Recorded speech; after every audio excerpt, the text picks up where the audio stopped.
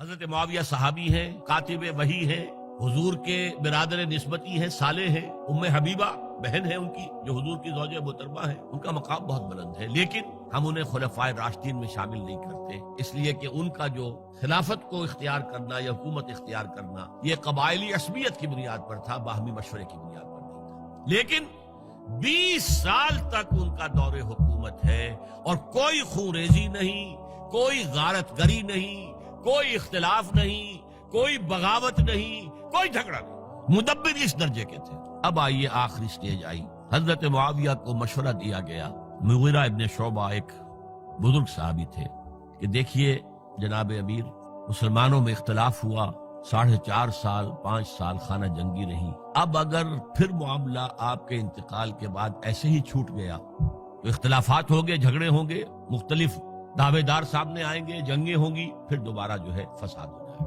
آپ کسی کو نامزد کر دیجیے۔ اور پھر مشورہ دیا اپنے بیٹے یزید کو نامزد کر دیجیے۔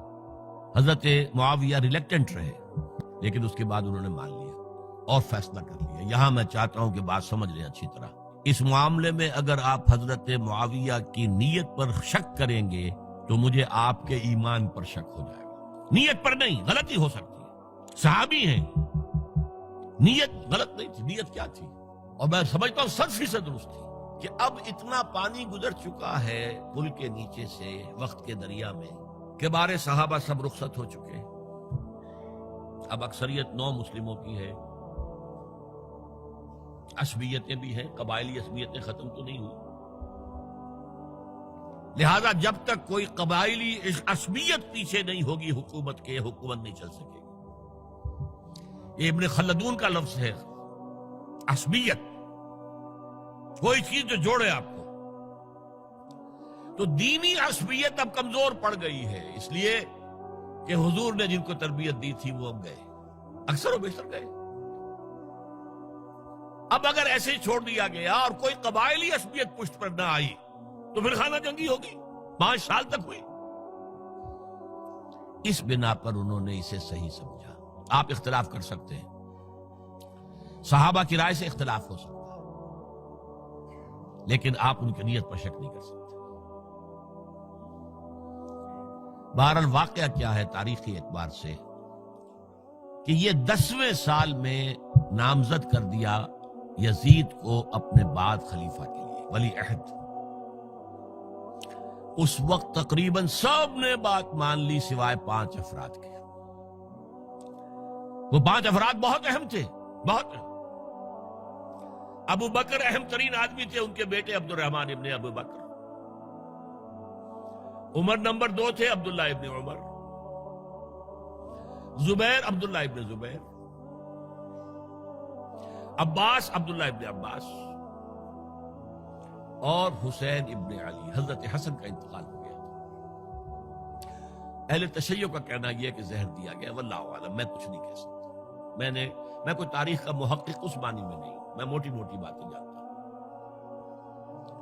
بہرحال انتقال ہو گیا تھا، 5 آدمیوں نے نہیں مانا، لیکن دیکھیے یہ تھی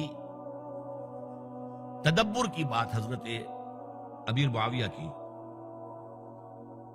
کوئی دباؤ نہیں ڈالا، کوئی جبر نہیں کیا، کوئی کسی کو نقصان نہیں پہنچایا کہ نہیں مان رہے تو یہ کر دیں، نہیں۔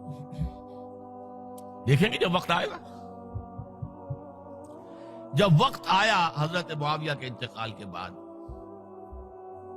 اب ایک صاحب جا چکے تھے، حضرت عبد الرحمن ابن ابی بکر فوت ہو چکے، اب 4 رہ گئے، 3 عبادلہ، عبداللہ ابن عمر، عبداللہ ابن عباس، عبداللہ ابن زبیر، ایک حسین ابن علی رضی اللہ تعالی عنہم اجمعین۔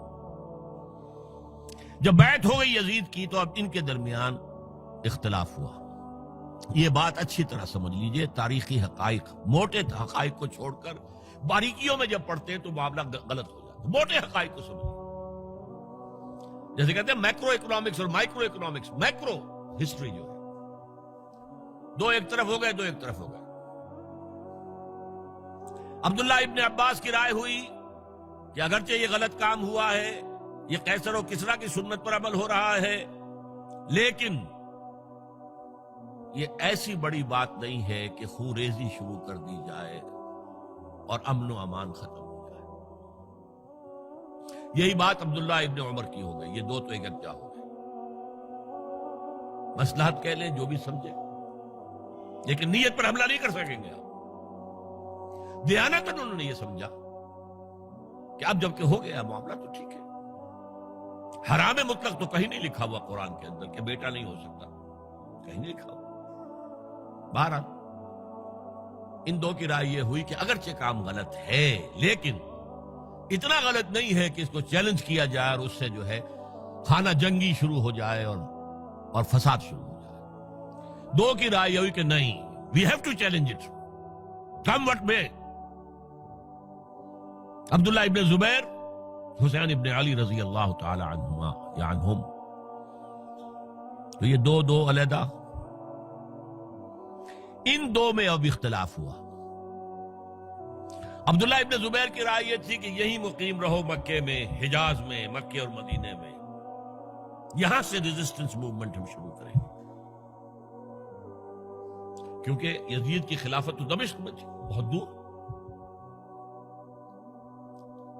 حضرت حسین کو خطوط آ رہے تھے کوفے سے. کوفہ حضرت علی کا صدر مقام رہا تھا، اور جن سبائیوں نے فتنہ پیدا کیا تھا حضرت عثمان کے خلاف وہ بھی وہیں آباد تھے. انہوں نے خطوط کا تاتا باندھ دیا، آپ آئیے ہم آپ سے بیعت کریں گے اور کھڑے ہوں گے اور مقابلہ کریں گے اور اس یزید کی حکومت ختم کریں گے.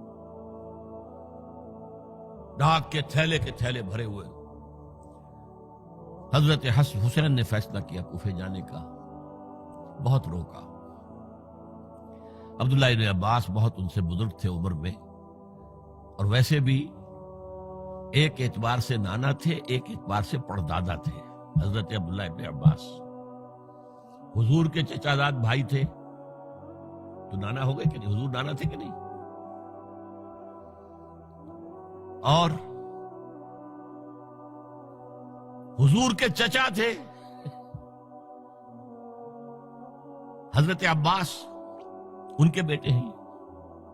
تو اس اعتبار سے حضرت علی رضی اللہ تعالیٰ عنہ کہ کیا ہو گئے چچا.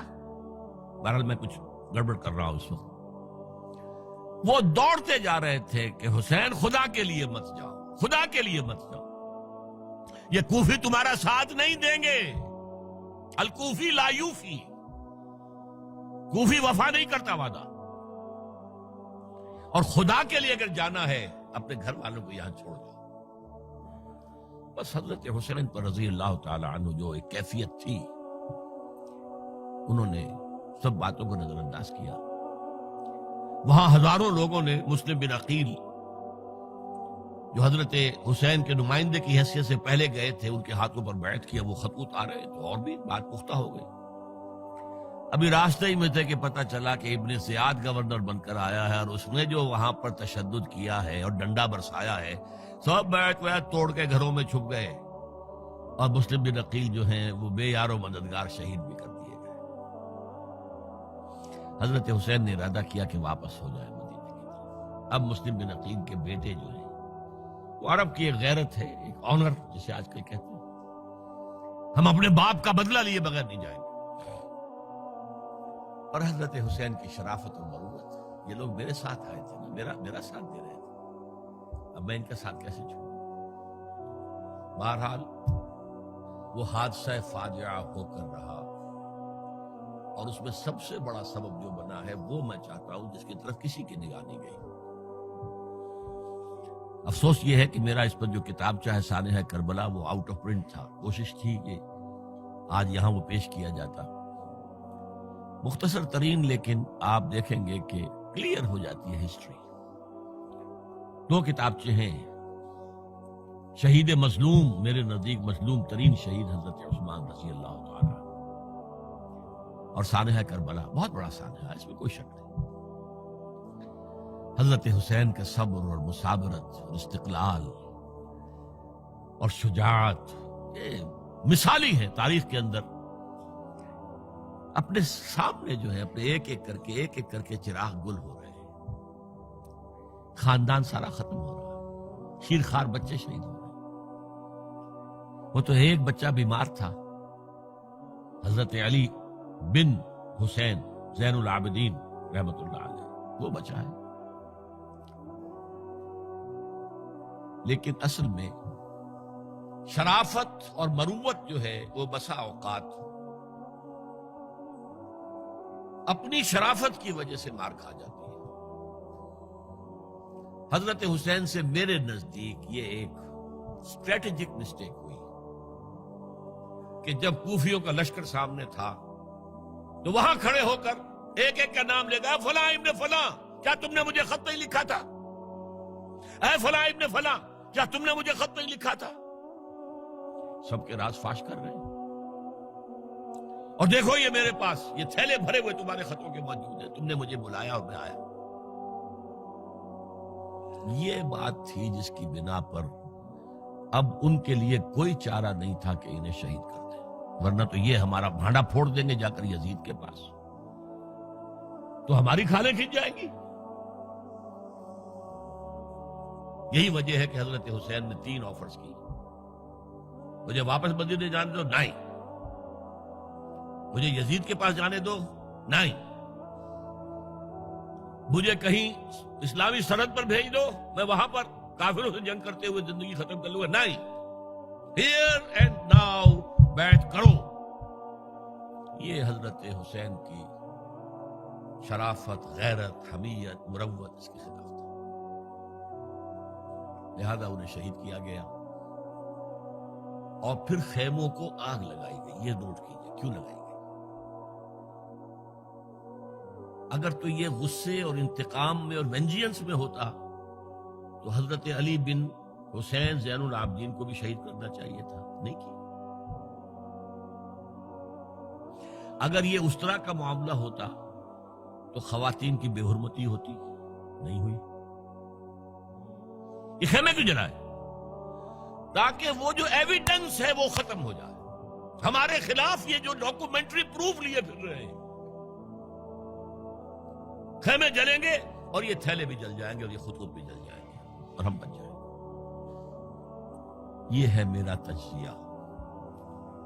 بہرحال اس میں کوئی شک نہیں کہ تاریخ انسانی کے عظیم حوادث میں سے وہ ہے، اور میرے نزدیک حضرت حسین رضی اللہ تعالیٰ عنہ کا اختلاف کر سکتا ہے، جو چاہے کرے، حضرت حسین سے اختلاف کرے اور اتفاق کرے حضرت عبداللہ ابن عمر، عبداللہ ابن عباس کے ساتھ، تب بھی ٹھیک ہے، اور اگر حضرت عبداللہ ابن عباس اور عبداللہ ابن عمر سے اتفاق کرے اور حضرت حسین ان سے اختلاف کرے، تب بھی شک ہے۔ معصوم کوئی نہیں، ہمارے نزدیک معصومیت خاصہ نبوت ہے، نبوت ختم ہوئی حضور پر، معصومیت ختم ہوئی۔ غلطی ہر ایک سے ہو سکتی ہے اور آپ رائے رکھ سکتے ہیں، لیکن کسی صحابی کی نیت پر حملہ نہیں کریں گے آپ۔ صحابی کی نیت پر حملے کا مطلب کیا ہے کہ محمد صلی اللہ علیہ وسلم تزکیہ نفس نہیں کر پائے، یہ ریفلیکٹ کرے گی حضور کی اس پوری کی پوری جد و جہد پر کہ شخصیت سازی نہیں کر پائے محمد صلی اللہ علیہ وسلم، نہیں، معاذ اللہ ثم معاذ اللہ ثم معاذ اللہ۔ بہرحال یہ ہے تاریخ کے اعتبار سے ہمارے ہاں جو عظیم ترین ذی الحج کے مہینے میں حضرت عثمان شہید ہوئے تھے، 28 ذی الحج کو حضرت عمر پر حملہ ہوا تھا، 1 محرم کو ان کی شہادت ہوئی تھی، 10 محرم کو یہ سانحہ کربلا پیش آیا تھا۔ یہ ہماری اس ابتدائی تاریخ کے اہم لینڈ مارکس سے جنہیں ہم شہادت کے نام سے جانتے ہیں، لیکن میں اب پھر دوبارہ کہوں گا یہ اللہ کی راہ میں قتل ہوئے ہیں۔ وَلَا تَقُولُوا لِمَنْ يُقْتَلُ فِي سَبِيلِ اللَّهِ أَمْوَاتٌ بَلْ أَحْيَاءٌ وَلَكِنْ لَا تَشْعُرُونَ وَلَا تَحْسَبَنَّ الَّذِينَ قُتِلُوا فِي سَبِيلِ اللَّهِ أَمْوَاتًا بَلْ أَحْيَاءٌ عِندَ رَبِّهِمْ يُرْزَقُونَ۔ لیکن وہ شہادت علی الناس کی ذمہ داری جو مجھ پر اور آپ پر ہے، حضرت حسین کو یاد کر لیں، حضرت عثمان کو یاد کر لیں، ان کے لیے کوئی رنج اور غم کا اظہار کر لیں، اس سے کچھ حاصل نہیں ہے۔ حاصل تو یہ ہے کہ شہادت علی الناس کی تیاری کیجئے، اپنی ذاتی زندگی میں آج سے گواہی دیجئے اللہ کے بندے ہونے کی، اپنے عمل میں، اپنے قول میں، اور کوشش کیجئے کہ مل جل کر اس ملک کے اندر وہ نظام برپا کریں کہ جو شہادت علی الناس، دین حق کے ایک کامل نمونے کے طور پر دنیا پر حجت قائم کر دے کہ دیکھ لو اپنی آنکھوں سے، یہ ہے وہ دین حق جو محمد لے کر آئے تھے۔ اللہ تعالیٰ مجھے اور آپ کو اس کی توفیق عطا فرمائے۔ باقی یہ کہ یہ کیسے ہوگا، اس پر تو میری کتابیں پہلے بھی تقاریر میں کر چکا ہوں، وہ منہج انقلاب نبوی وغیرہ وہ ہے، ان کا مطالعہ کیجیے۔ بارک اللہ لی و لکم فی القرآن العظیم ونفعنی وإیاکم بالآیات والذکر الحکیم۔